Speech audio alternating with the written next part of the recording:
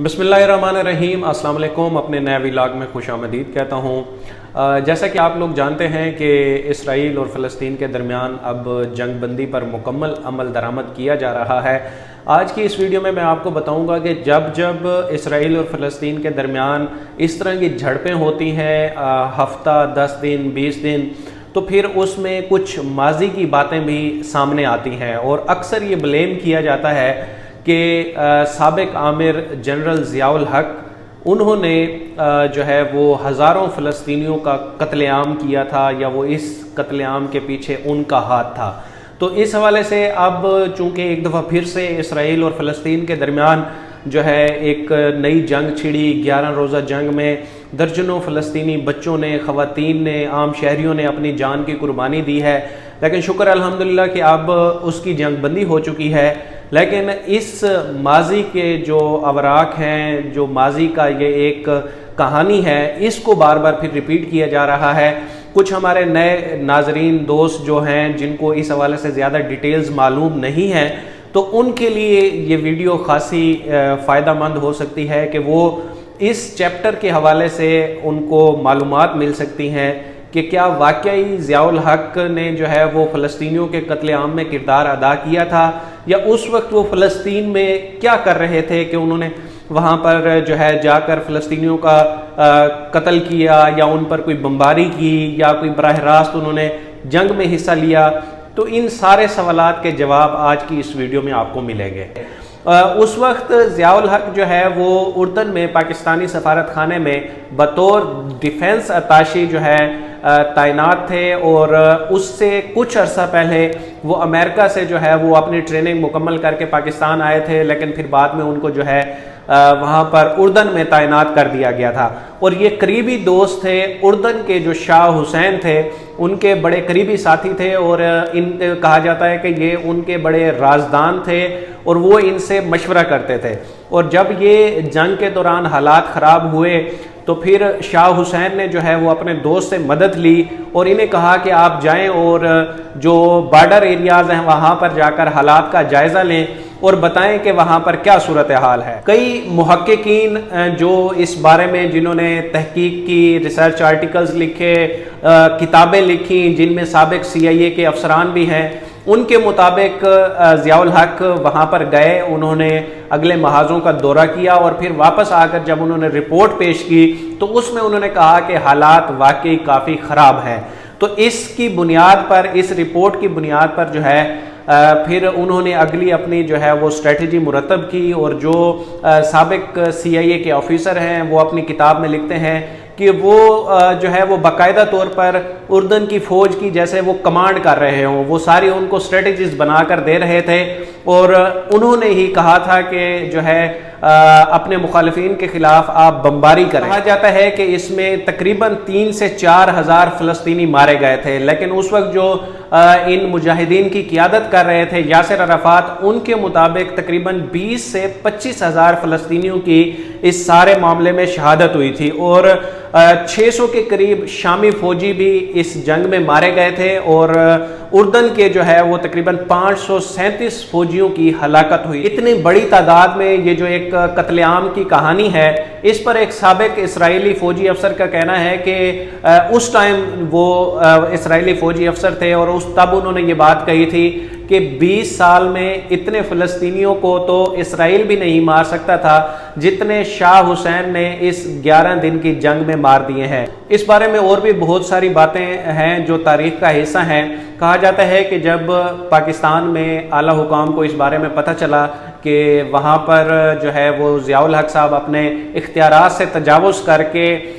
उर्दन के military operations में हिस्सा ले रहे हैं, तो उनसे जवाब तलबी की जानी थी, और ख़दशा ये था कि उनका जो कैरियर है वो ब्रिगेडियर के रैंक पर ही ख़त्म हो जाएगा। लेकिन उस वक्त के वज़ीर आज़म जुल्फ़िकार अली भुट्टो ने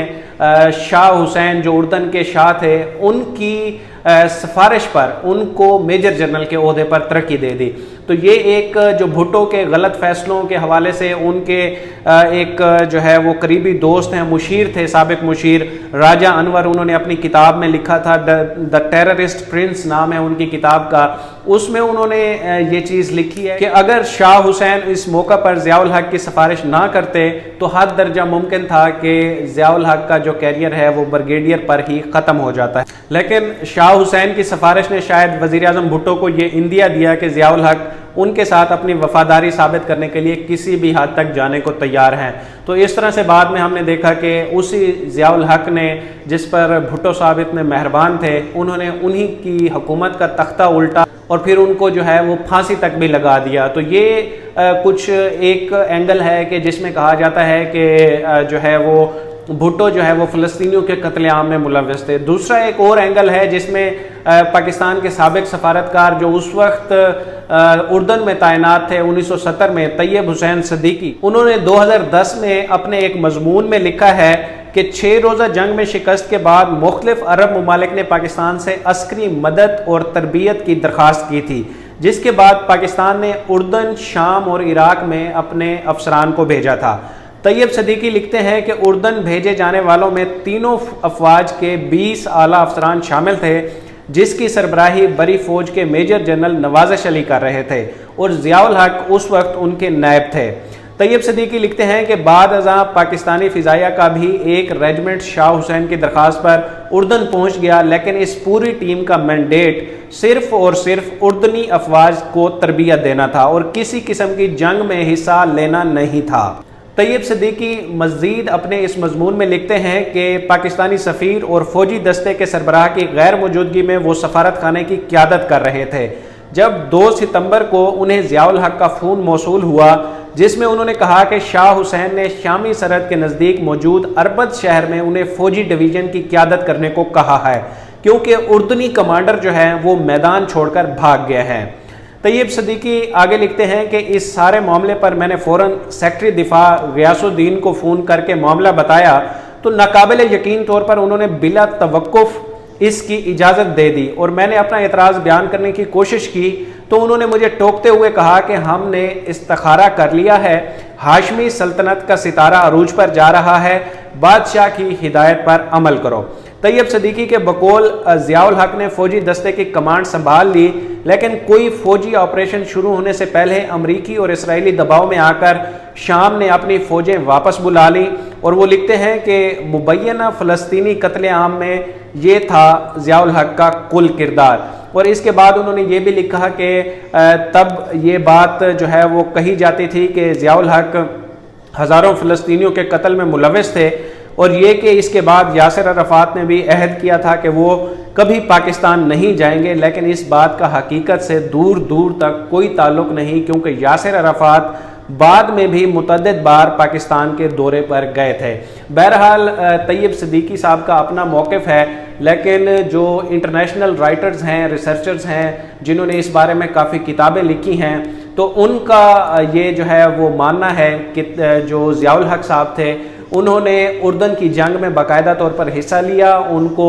जो है वो स्ट्रेटजीज़ बना कर दी और फिर जो कुछ भी हुई, बमबारी हुई और जितने दिन ये जंग जारी रही, तकरीबन कोई 6 महीने या साल का एक अरसा था, जो बाद में भी मतलब जब जंग बंदी हो गई तो उसके बाद भी ये झड़पें जारी रहीं और इसमें जो आज़ाद ज़राए के मुताबिक, जैसे मैंने पहले आपको बताया कि 3 से 4 हज़ार फ़लस्तीनियों की शहादत हुई थी। तो इसका कसूरवार जो है या इसमें एक अहम किरदार ज़ियाउल हक का भी समझा जाता है। तो ये वो एक तारीख़ का एक अहम चैप्टर है जो कि फ़लस्तीनियों से जुड़ा हुआ है और जब जब फ़लस्तीन और इसराइल के दरमियान इस तरह की झड़पें होती हैं तो इसको बार बार दोहराया जाता है कि माजी में इसमें एक पाकिस्तानी जर्नेल का या एक फ़ौजी अफसर का क्या किरदार रहा है। आई होप कि जो नए लोग हैं जो इस मामले में मज़ीद इंटरेस्ट लेना चाहते हैं या चीज़ों को जानना चाहते हैं, उनके लिए ये काफ़ी हेल्पफुल रही होगी वीडियो और इंशाल्लाह मज़ीद भी अपडेट्स आपके साथ हम शेयर करते रहेंगे। अब तक के लिए इतना ही। Thank you so much.